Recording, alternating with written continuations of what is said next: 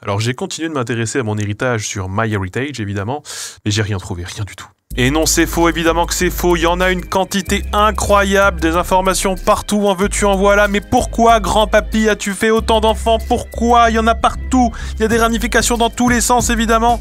France, prisonnier de guerre de la Seconde Guerre mondiale, oh mais je suis sûr qu'on va trouver des choses. Charles Filstroff, né à Famec, mais oui, puisque ma famille a fait la guerre de l'autre côté, par rapport à vous qui regardez la vidéo, évidemment. Bon, je sais pas si la prison est une résidence, mais bon, on va le noter tel quel, hein, voilà. Et j'ai notamment découvert mon lien de parenté avec Hans-Pierre Michel. Nous avons un ancêtre commun. Ich bin der ancêtre commun. Et comme la photo était dégueulasse, eh bien j'ai pu la coloriser avec l'outil de MyHeritage. Ich bin en couleur. Et j'ai même pu l'animer, évidemment, grâce à l'outil de l'animation de photos de famille. Ich bin vivant. C'est bizarre d'ailleurs. C'était mieux avant si vous me demandez. À l'époque, une orange et 3 marrons et c'était la fête. Ah. Les jeunes et leur Walkman et leur hand spinner. Je fus fort étonné de voir que mes cousins avaient déménagé en Argentine. Ils ne devaient pas être très patriotes, probablement, ceux-ci. La famille argentine se porte bien, ils ont su rebondir, et ceci depuis qu'ils ont migré pour des raisons d'opportunités professionnelles, je crois. C'est comme ça qu'on dit, c'est le motif officiel. Si vous aussi vous voulez retrouver la trace de vos ancêtres et leurs ramifications en toute simplicité avec des outils vraiment pratiques, MyHeritage vous propose 14 jours d'essai gratuit. Si vous prenez un abonnement, c'est 50% sur le prix total. Et la ristourne, vous l'aurez notamment en cliquant sur le lien qui s'affiche à l'écran ou en vous rendant dans la description, évidemment. Alors qu'attendez-vous, on s'amuse comme des fous. Et ça, c'est plutôt sympa pour le bonheur.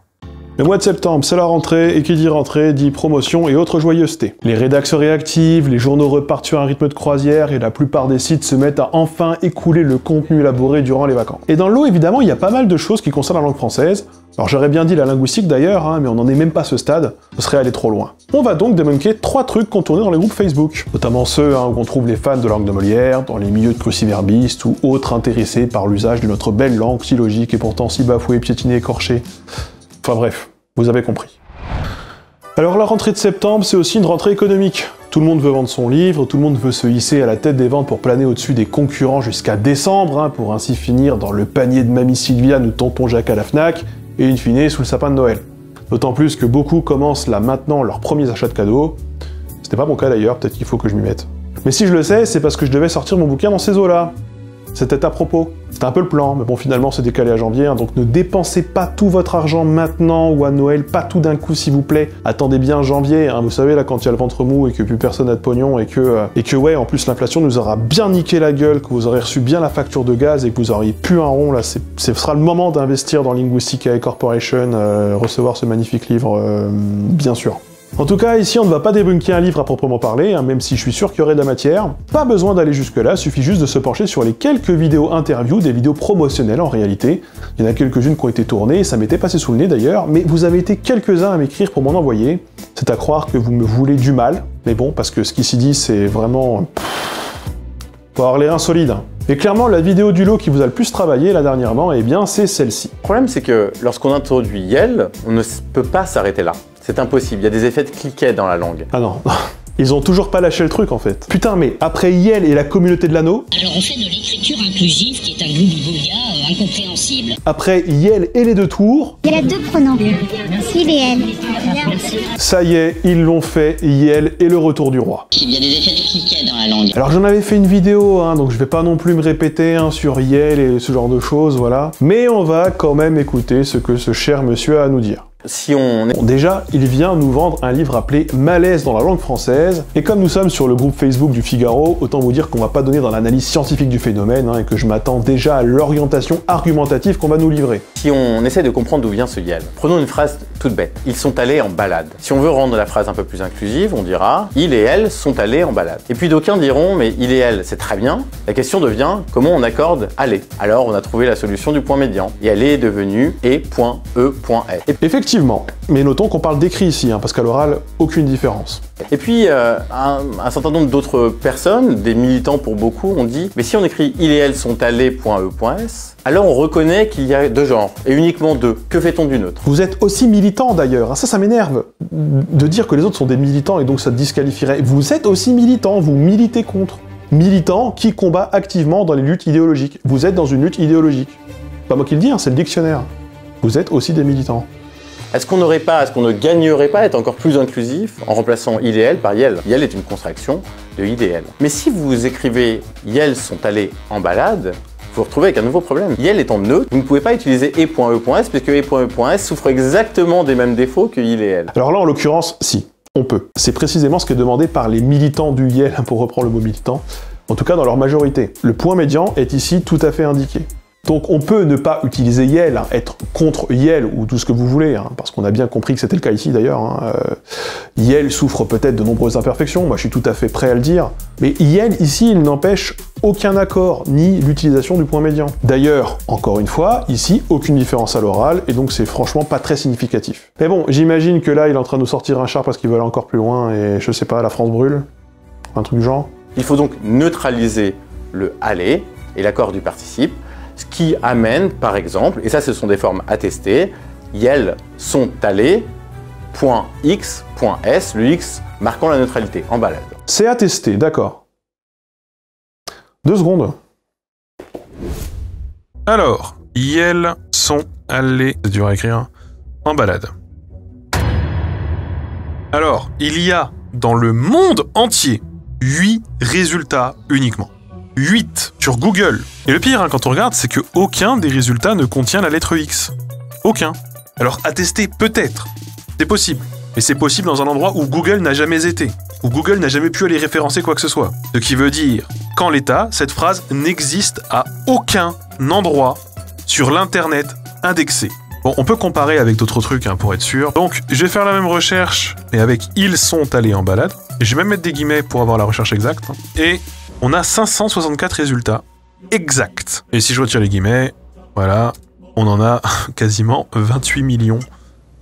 Bon, après là on recherche exactement un énoncé très spécifique. On recherche là au caractère près. Donc c'est peut-être pas forcément révélateur de quoi que ce soit, on peut aller chercher beaucoup plus large. Plus large, ce serait par exemple ne chercher que les attestations du verbe aller. Évidemment dans sa version accordée, hein, au participe. Et là, normalement, étant donné que le verbe aller est un verbe très utilisé, l'un des plus utilisés en français, eh bien, ça devrait être assez révélateur de est-ce que c'est un phénomène répandu ou pas. Et il devrait, logiquement, être assez représentatif de ces pluriels ou de ces accords en X. On va voir ce que ça donne. Donc, aller, point médian, X, point médian, S. Normalement, ça devrait être assez global et on va mettre des guillemets parce qu'on cherche l'occurrence exacte. C'est ça qui a testé. C'est ça qu'on cherche, c'est ça qui nous intéresse. Résultat, 0 résultat. Ah merde. Donc il y a vraiment aucun résultat du tout. Bon, c'est peut-être le point médian. Donc on va mettre des points tout court, voir si ça change quelque chose. Que les gens n'ont pas le point médian sur leur clavier. Si on met des vrais points, peut-être que ça va changer. Là, on a beaucoup de résultats. On en a presque 228 000. Mais on a des résultats qui ne correspondent absolument pas à ce qu'on cherche. Bon, là, en l'occurrence, les résultats qu'on a, c'est des trucs en allemand, des espèces d'articles, des fichiers d'images qui auraient cette suite de termes. Voilà, on a des roulements à billes. Bref, en fait, ça correspond à un code spécifique. Ça correspond pas vraiment à du texte. Ça correspond pas à un accord du verbe qu'on cherche. Ça correspond à des espèces de suites de caractères. Et encore, elles ne sont même pas fidèles. J'en ai vu là plusieurs qui ne correspondent même pas exactement à ce qu'on cherche. Notamment parce qu'il y a des espaces à la place des points. Là, par exemple, il y a aller XS. Bon, en fait, globalement, ça revient à dire que ce n'est pas vraiment attesté non plus, ou en tout cas, c'est très très très difficilement trouvable, notamment dans les premières pages Google. Ça a l'air d'être un phénomène très très marginal. C'est quand même, voilà, enfin, comment dire ? Philippe Bouleux s'est donné une mission, retrouver celui qui, jadis, accorda en X le participe passé avec avoir. Je l'aurai, ce fils de pute. Bien qu'il croie en son projet, Philippe sait que la mission ne sera pas aisée. Oui, alors bonjour, je cherche l'individu en X. C'est vous? Oui, c'est vous, mademoiselle. Non mais parlez mieux que ça. Je suis un aîné, vous me devez le respect. Oh, petite pute. Monsieur, sortez de la voiture. Monsieur, sortez de la voiture. Monsieur, c'est vous, je le sais, monsieur. Monsieur, faut sortir, faut vous expliquer que c'est comme pas des façons de faire, hein. Monsieur, bonne journée. C'est pas lui. C'est quelqu'un d'autre. Philippe Bouleux est désespéré, mais Philippe Bouleux croit dans le Figaro. Je suis abonné depuis la Libération. Et jamais il n'aurait menti. Mais Philippe est téméraire. Philippe est convaincu qu'un jour, il trouvera. Je le trouverai. Et donc certains ont déjà théorisé, et en plus de théoriser, emploient déjà communément des pronoms alternatifs, ul et ol. Ul et ol, hein, les pronoms super répandus, vraiment. Communément, dit-il, communément. Communément, comme c'était commun. usuel, de base, normal. Bon, Bon, bah nous y revoilà. Et bah reprenons le verbalé, celui qu'on a pris tout à l'heure. Bon, nous voilà sur Ngram Viewer, j'en ai déjà parlé dans plusieurs vidéos, je vais pas forcément revenir là-dessus, mais ça cherche des occurrences dans les textes, etc., dans des corpus de texte. Et nous, ce qu'on va chercher, le verbalé, il, elle va, pour commencer, pour avoir un échantillon de base. Il va, elle va, on va chercher... Bon, pas besoin de remonter si loin, hein. Alors on va mettre 1950, un truc comme ça, jusqu'en 2019, oui, parce que ça ne cherchera pas plus tôt. On va mettre, évidemment, en français. Ça, on s'en fout, voilà à peu près ce que ça nous donne. Donc, c'est cohérent. Il est plus utilisé que elle, parce que il se retrouve comme, voilà, le genre non marqué. On a des énoncés où le masculin l'emporte sur le féminin, on a des énoncés où le pronom il est un pronom neutre, comme dans il pleut, par exemple, ce n'est pas un il personnel. Donc, c'est quelque chose d'assez attendu. Rajoutons maintenant Yel. Yel va. Pourquoi il apparaît pas? Yel va n'est pas trouvé. Donc il n'y a aucun résultat de Yel dans aucun des corpus de texte. Bon, ça va pas nous aider. Ça va pas nous aider. Si je tape il va et je mets des guillemets pour avoir l'occurrence exacte, ok, j'ai 70 millions de résultats. Maintenant, je tente elle va, j'en ai 28 millions. Ok, encore une fois, c'est assez cohérent avec ce qu'on a vu sur Ngram. Maintenant, si je fais Yel va, là j'en ai 14 000, j'en ai beaucoup moins. Donc ça réduit drastiquement, très drastiquement. Mais on a quand même des résultats, ça existe quand même. Voilà, il y a quand même des choses. Alors c'est beaucoup des articles qui parlent de Yel en l'occurrence, mais on tombe quand même sur quelques trucs. Alors, maintenant, si jamais je tape Ulva, et j'ai encore une fois, comme tout à l'heure, des trucs qui n'ont rien à voir, le truc sur Ulva... C'est qui Ulva? Il y a des sigles, il y a des codes, non, on est sur quelque chose qui n'a rien à voir. Si je tape Olva, l'Olympique Lyonnais qui va donc rencontrer Montpellier, hein, Lille, etc. Évidemment, ça me trouve l'OL, hein, l'Olympique Lyonnais, ça me trouve, ouais, rien ne va plus à l'OL, l'OL va dégraisser son effectif. Ouais, j'ai des trucs qui n'ont rien à voir, j'ai quand même un peu de résultats, mais j'ai rien qui correspond à ce que je cherche. Ul et Ol sont incroyablement difficiles à trouver dans des occurrences textuelles qui pourraient être référencées sur Google. Et pourtant, Google, ça va chercher assez large. Ça peut référencer tous les Reddit qui seraient publics, les forums qui seraient publics. Ça référence beaucoup de choses, beaucoup d'occurrences de texte. Vous pouvez même trouver du JVC, tout un tas de trucs directement dans Google. Mais ça n'est nulle part. Alors ça ne veut pas dire que ça n'existe pas. Il y a forcément des groupes privés, peut-être des discussions sur Discord ou sur Messenger où il y aurait ce genre de pronom qui serait utilisé. Mais c'est pas du tout un truc en pleine expansion, c'est pas du tout un truc répandu, c'est pas du tout aussi commun qu'on veut nous le faire croire. C'est très très rare. Et notons que Yel, qui est quand même le plus célèbre d'entre eux, celui dont on a beaucoup parlé, reste lui-même assez marginal. Si on met tout dans le même panier, si on prend toutes les occurrences dont on a parlé tout à l'heure, alors j'avais fait les calculs au moment où j'ai écrit la vidéo, donc ça correspond pas forcément exactement à ce qui est là, et je vais pas les refaire là maintenant en live, en gros, mais bon, vous comprenez l'idée. Globalement, moi j'étais tombé sur des résultats de 66,66% de il, 33,34% de elle, et 0,02% de yel. Ça va peut-être bouger de quelques centième ou dixième de pourcentage en fonction des résultats qu'on pourrait trouver et du nombre de résultats trouvés, qui lui effectivement varie d'un moment à l'autre. J'ai écrit la vidéo il y a 2 semaines, depuis c'est un peu varié, il y a un peu plus de résultats de chaque côté. Je pense que ça joue d'ailleurs surtout contre Yel. Et là évidemment, si jamais je commence à faire des statistiques avec Ul ou Ol, on est sur des quantités tellement infimes qu'elles ne sont pas mesurables, c'est une dose homéopathique. Philippe Bouleux s'est donné une mission, retrouver celui qui, jadis, utilisa les prénoms Ol et Ul. Je l'aurai, ce fils de pute. Sans déconner, c'est super rare. Ça doit être un phénomène si localisé que ça doit relever de la pratique de groupe, d'un sociolecte donc, pas du tout de choses usuelles. Alors ça existe, hein, peut-être, oui, comme les gens qui disent Ypra à la place d'hyper ou Batal à la place de bateau. Ça ne veut pas dire que c'est la norme, hein, ni que c'est en expansion. Corentin Lelouroux est l'une des quelques personnes de France à avoir lancé cette mode. Il nous raconte son histoire. Oui, ça m'a pris une fois. J'étais sur Discord avec un pote, puis j'ai dit Batal au lieu de bateau. Puis j'ai trouvé ça drôle, quoi.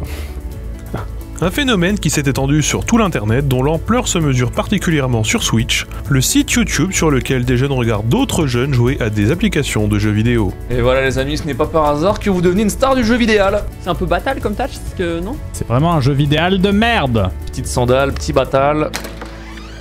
Oh, je t'ai retrouvé. Oh, tu vas voir ce que tu vas redevoir une fessée comme à l'époque du maquis. Toi, pousse-toi. Oh putain, nique ta mère. Et alors le aller.xs devient aller avec un T, allait. C'est ainsi qu'à partir de ils sont allés, qui ne gêne absolument pas la compréhension, ils sont allés en balade, on arrive à ul ou ol, sont allés en balade. Bon, j'ai compris. Alors bonjour, oui, nous revoilà. C'était juste pour vous dire que cette phrase, elle n'existe nulle part sur l'internet indexé. En tout cas, j'ai tenté un ul sont allés Et que le thé en balade, bon, non, 0 résultat. Rien du tout, ça n'existe nulle part, à part peut-être dans des groupes très très souterrains. Alors bon, de là à s'imaginer que c'est le début du grand remplacement lexical, il y a quand même du chemin à faire encore. Hein. Et là, on voit toute la difficulté et cet effet d'entraînement d'un choix qui peut partir d'une très bonne intention, mais qui, par effet boule de neige, peut avoir des effets en cascade dévastateurs sur la langue. Alors, quels effets dévastateurs? Il faut les citer, il faut en parler, parce que ça dévaste qui? Ça dévaste où? Donc là, évidemment, on a le sophisme de la boule de neige ou de la pente glissante. Si vous dites A, vous dites B, puis vous dites C, puis vous dites D, et à la fin, vous dites Z, et Z, c'est la merde qui met en péril notre civilisation, c'est la fin du monde, donc on ne veut pas Z, et si on ne veut pas Z, il ne faut pas A. Donc non, les gars, non. Non, on peut pas présenter les choses ainsi. Enfin, je suis censé faire quel cheminement mental? C'est vers quoi? C'est quoi? On casse des vitrines? On brûle des gens? La fin du monde? Comment peut-on débattre si, alors même qu'un individu n'a pas encore prononcé son discours, on sait dans quel camp il se situe? Alors, oui. Oui. Et on ne pourra jamais débattre avec vous. Parce que je me suis renseigné. Et comme dans la dernière vidéo que j'avais faite sur la lecture et l'illettrisme, eh bien le parcours politique des intervenants en apprend souvent plus sur le contenu d'un livre que les arguments qui y sont avancés pour défendre ou combattre un phénomène. Et il se trouve que vous êtes des acteurs politiques. Vous êtes des acteurs politiques et médiatiques. Et vous n'êtes pas forcément les plus pro-liberté qui soient, on va pas se mentir. Une simple recherche permet directement de vous placer dans un camp. Pour que le public comprenne, pour que vous, public, vous compreniez, eh bien la personne dans cette vidéo, c'est Sami Biasioni.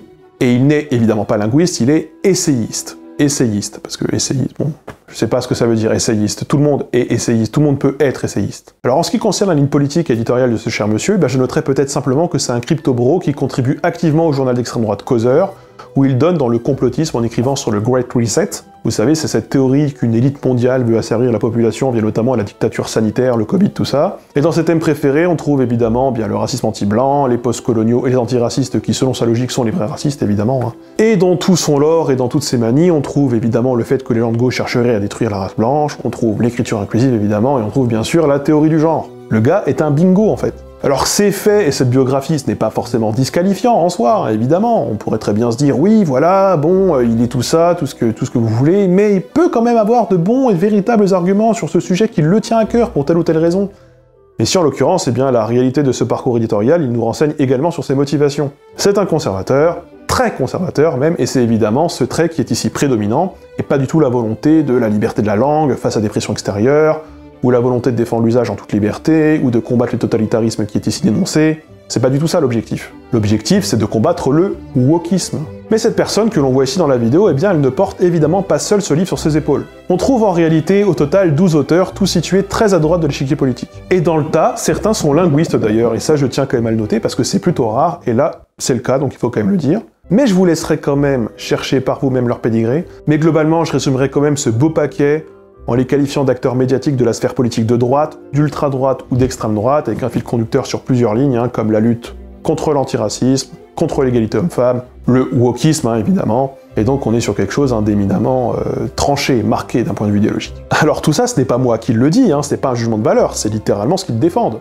Et là, récemment, on a même retrouvé plusieurs des auteurs de ce livre dans un colloque anti-woke à la Sorbonne au début de l'année, un colloque inauguré par le regretté ministre de l'Éducation, Jean-Michel Blanquer. Voilà donc, certains sont des habitués des tribunes ou des plateaux télé assez orientés idéologiquement, comme Mathieu Bocoté, hein, d'ailleurs, qui est ici là, qui est certainement le plus connu de tous pour animer et participer à des émissions sur CNews. Marion Maréchal, bonsoir. Bonsoir. CNews, une chaîne qui n'est pas du tout en boucle sur le sujet de l'écriture inclusive d'ailleurs, hein, évidemment, pas du tout, mais vraiment pas du tout, pas leur délire, hein, oh là là. Tous les messages en général dans les universités sont en écriture inclusive, et l'idée c'est de montrer qu'on se plie à la nouvelle norme, c'est-à-dire que en fait tout le monde s'en fiche de ce truc-là, c'est impraticable, il l'oublie dans le cours du message, mais il faut quand même cher.e.s ou les plus militants cher.e.s.x pour les non-binaires, pour les... Ce n'est jamais arrivé. Il y a même d'autres formes encore plus... Oui, des formes plus complexes. Ouais, mais plus complexes, oui. Cher.e.s.x, c'est quelque chose qui est assez courant. Alors bon, chacun son avis, hein. Chacun pense ce qu'il veut, liberté de penser, tout ça, tout ça. Mais sur ce point précis... Comment peut-on débattre si, alors même qu'un individu n'a pas encore prononcé son discours, on sait dans quel camp il se situe? Eh bien oui, difficile de débattre avec ceux dont on sait déjà ce qu'ils peuvent penser, surtout quand leur fond de commerce c'est l'intolérance et les minorités. Oui, effectivement. Je crois qu'on est bien d'accord là-dessus. En fait, à chaque fois qu'on a voulu manipuler le social, on a commencé par manipuler la langue. Les totalitarismes l'ont très bien compris, Orwell le montre très bien. Alors j'ai fait une vidéo sur Orwell, hein, je vous la conseille à tous, je la conseille à eux aussi notamment. J'y ai passé beaucoup de temps, beaucoup de travail, beaucoup de lecture, voilà, beaucoup d'analyses. Et je pense que là, vous, la personne qui écrivait ce fameux livre sur l'écriture inclusive, je pense que vous n'êtes pas du tout dans le camp que vous croyez dans toute cette histoire, hein, dans le livre d'Orwell. Parce que citer les auteurs, c'est bien, hein. Les lire, c'est bien aussi. C'est en manipulant la langue que l'on somme l'individu de se positionner. Et en fait, aujourd'hui, dans certaines universités, très peu heureusement, mais le phénomène prend de l'ampleur. Alors ça, on l'avait déjà débunké. C'était dans une vidéo d'1 heure, quand même, je sais, mais bon, je vous y renvoie, parce que flemme de tout réévoquer, mais il y a de quoi dire, il y a de quoi faire. Si vous n'utilisez pas les bonnes formes langagières, on jugera de vous, avant même que vous ayez exprimé vos convictions, fussent-elles les plus humanistes, les plus nobles qui soient, on vous jugera. On vous jugera. Et se faire juger sur la langue, c'est inadmissible. À bas la glottophobie. Toutes vos valeurs d'universalisme, d'intelligence, de nuance, de culture, tout ça est mis à balle par ce qui arrive. Eh bien, selon moi, on voit ici en quoi les woke ont un projet totalitaire. Moi, je pense qu'il faudrait les déporter ou s'en débarrasser d'une manière ou d'une autre pour qu'ils arrêtent de nuire. Après, ils n'ont peut-être pas conscience non plus du mal qu'ils font. Non, je pense qu'ils en ont conscience. Quand vous dites qu'on vous interdit le pronom tu, c'est pour quelle raison ? C'est parce qu'il n'est pas assez neutre ? Vous devez utiliser Yel par exemple ? Votre famille est dans un milieu universitaire islamo-gauchiste, ou woke j'imagine. Est-ce qu'ils se rendent compte alors à ce moment qu'ils défendent un projet totalitaire ? Mais non, c'était vous le pronom imposé, c'était vous vraiment pour tout le monde, y compris avec papy et mamie. Et quand je dis le milieu, c'est la prépa HEC, c'est mes parents qui sont avocats, c'est mes potes qui ont fait cagne, c'est les grammaires nazis qui sortent le dictionnaire et qui appellent à Orwell dès qu'ils sont perdus face à un mot de patois, ou face à un jeune qui parle comme on le fait aujourd'hui. Enfin, le milieu, c'est vous en fait. Vous aviez pas compris ? Écoutez, ce jeune, il a l'air perturbé. Il a l'air en manque de repères. La gauche fait des ravages, on le voit encore ici. C'est quand même pas compliqué. La langue française, c'est des règles, ça se respecte. Si jamais les règles, elles changent, parce que l'Académie, elle dit que les règles, elles changent, eh bien alors il faut changer, il faut suivre les nouvelles règles. C'est juste une question de respect, et voilà, et c'est ça le savoir-vivre. Eh bien, ça, c'est l'esprit français. Non mais une vidéo pour se plaindre, et puis quoi d'autre ?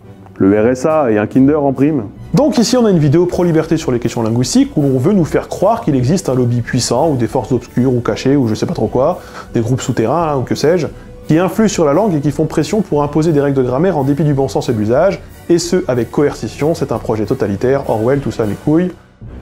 Mais attendez, tout ça, ça existe en fait, je suis en train de réfléchir, mais attendez, imposer des trucs de manière arbitraire, avec coercition, des milieux d'influence souterrains qui voudraient nous diriger un espèce d'entre-soi, une forme de communautarisme. Ça s'appelle l'Académie française, en fait. Mais oui. Mais passons à la suite. J'ai parlé de l'Académie juste avant. Eh bien, on a eu une petite salve de nouvelles règles et de nouvelles précisions sur notre belle langue pure, et que l'on a le droit de parler en toute liberté, mais faut quand même pas déconner, parce que, bon, il y a quand même des vieux pour vous rappeler que, en fait, les choses, elles sont pas comme elles devraient être. Et la première de ces choses, qui n'aura pas manqué de faire réagir, c'est évidemment de la rubrique « dire, ne pas dire ». Le mot « fainéant » ne doit pas être prononcé « feignant ». Alors nous voici sur le site de l'Académie française, voilà le fameux site de l'Académie française, la fameuse rubrique « Dire, ne pas dire » et le fameux article du 1er septembre 2022 sur fainéant prononcé feignant.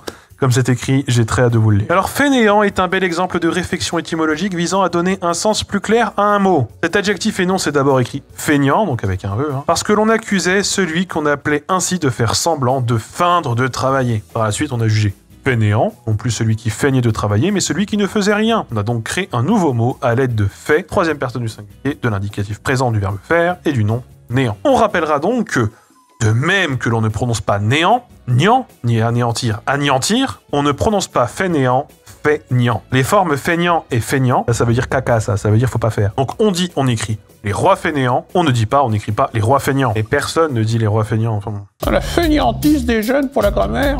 Il est fainéant comme une couleuvre, il est feignant comme une couleuvre. Évidemment, si ce post est dramatique, c'est parce qu'aujourd'hui, fainéant et feignant sont deux mots différents. Ils ont gravité l'un autour de l'autre, suivant une évolution parallèle, et s'ils ont pu être confondus, on a depuis assisté à l'émergence de deux définitions proches, mais néanmoins non identiques, et liées à des usages distincts. Fainéant et vieilli, mais consacrés dans des expressions comme roi fainéant, par exemple. Roi feignant, c'est pas possible, ça n'existe pas, enfin nulle part. Alors ce qui est très drôle, c'est que j'ai cherché du coup roi feignant dans Google Books and Gram Viewer, des fois que des gens l'auraient mal écrit quelque part et se seraient trompés, comme il peut exister, si jamais je vous fais un autant pour moi, là on va avoir vraiment des très grosses occurrences, on va vraiment avoir les deux qui apparaissent, mais là pas du tout. Les rois fainéants, d'accord, ça apparaît.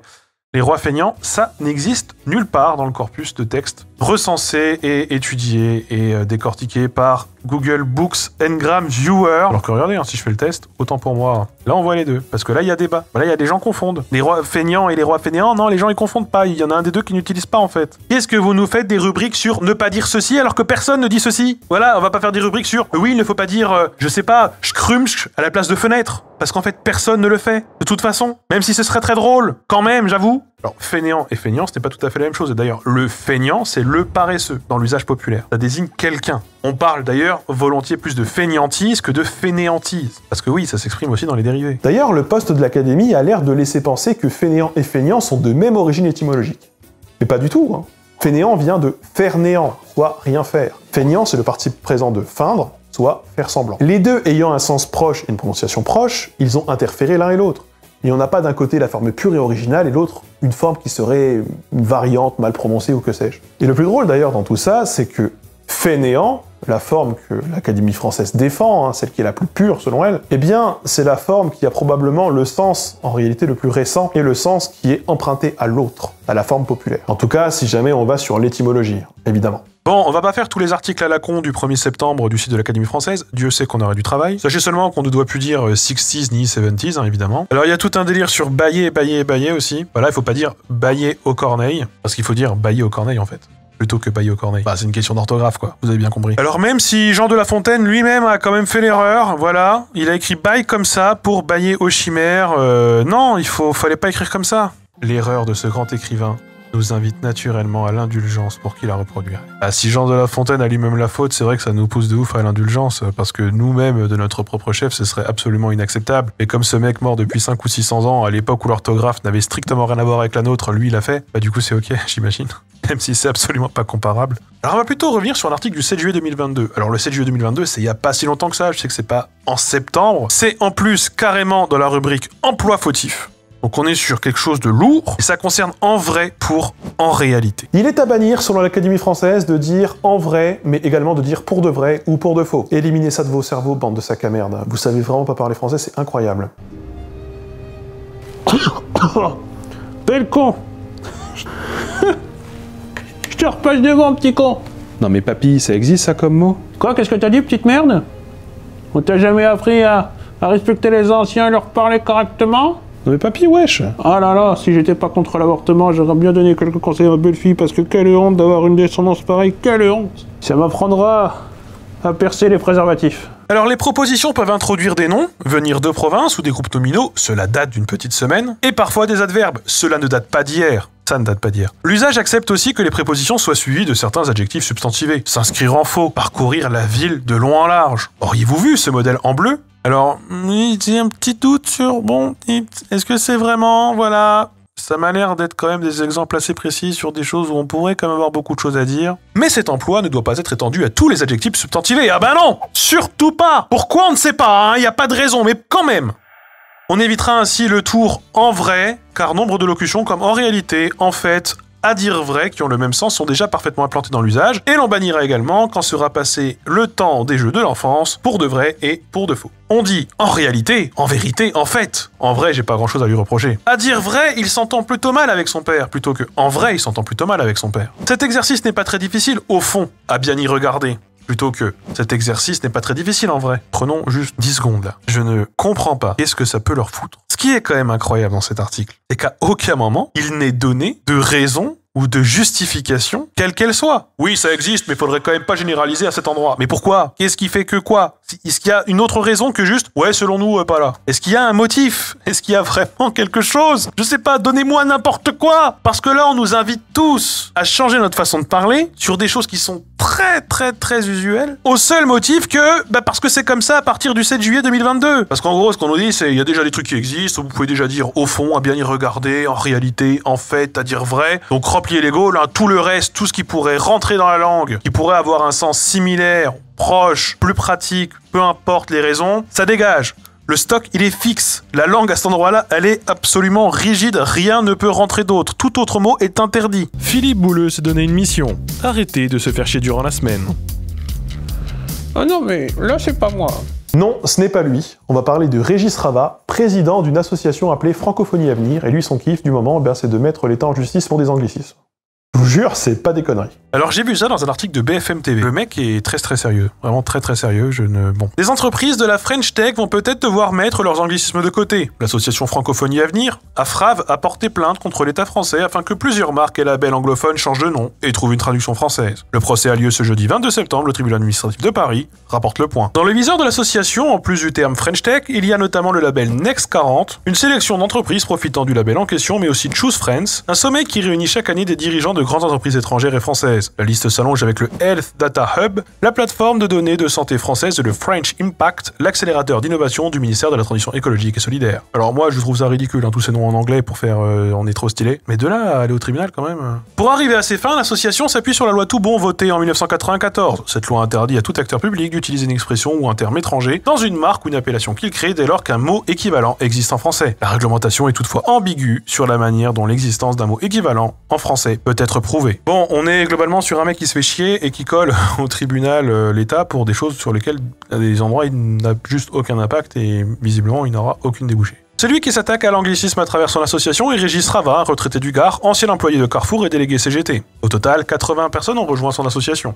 Son combat ne date pas d'hier. Déjà dans les rayons de Carrefour, il avait lancé une pétition contre l'anglicisme de certaines marques, ce qui lui avait valu d'être convoqué au siège. Sur son compte Twitter, il relève au quotidien les anglicismes qu'il trouve dans les journaux télévisés. Donc je suis quand même allé voir sur le Twitter du gars, et effectivement, il a une petite passion, une petite lubie, et vraiment beaucoup de mal avec l'anglais.